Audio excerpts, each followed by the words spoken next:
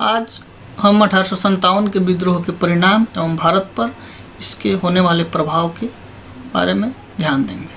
पहला है प्रशासनिक प्रभाव। राजनीतिक रूप से यह विद्रोह असफल हो गया।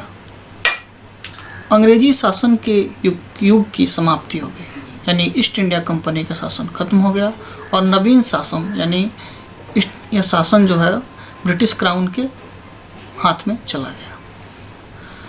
1858 के भारत शासन अधिनियम का गठन हुआ और बोर्ड ऑफ कंट्रोल की समाप्ति कर दी गई। इंग्लैंड में भारत सचिव का पद सृजित किया गया तथा इसकी सहायता हेतु 15 सदस्यीय भारत परिषद का गठन हुआ। गवर्नर जनरल को वायसराय का अतिरिक्त प्रभार मिला।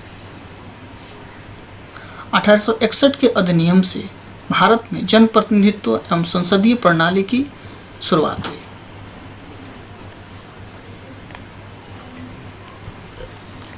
अब हम सैन्य व्यवस्था पर आते हैं कि सैन्य व्यवस्था पर इसके क्या प्रभाव पड़े।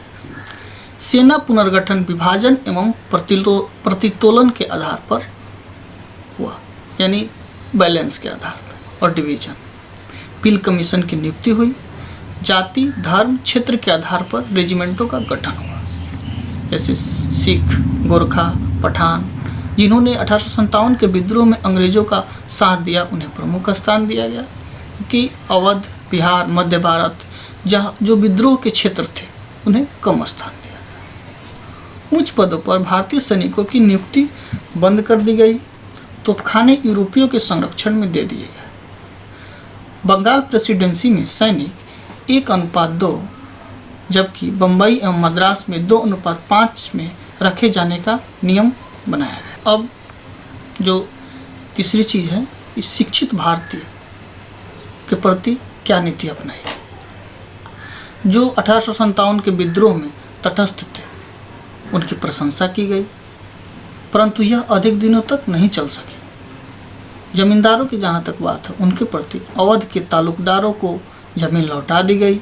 जमींदारों और भूस्वामियों को स्वाभाविक नेता बताया गया। राष्ट्रवादी रुझानों को ध्यान में रखते हुए शिक्षित वर्ग के खिलाफ इसका इस्तेमाल हो। समाज सुधार की बात करें तो रूढ़िवादियों का पक्ष लेना बंद कर दिया अंग्रेजों ने।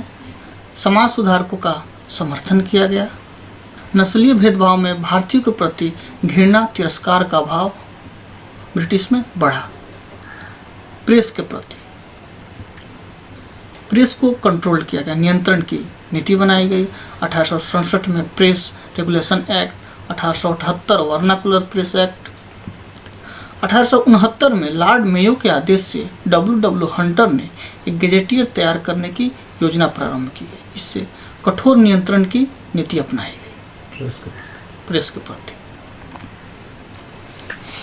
अब देसी रियासत, उनके प्रति जो रुख अपनाया गया उसके बारे में।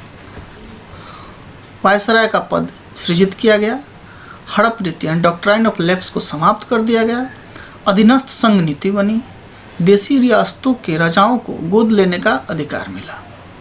पब्लिक सर्विस, सार्वजनिक सेवाओं की नीति क्या थी।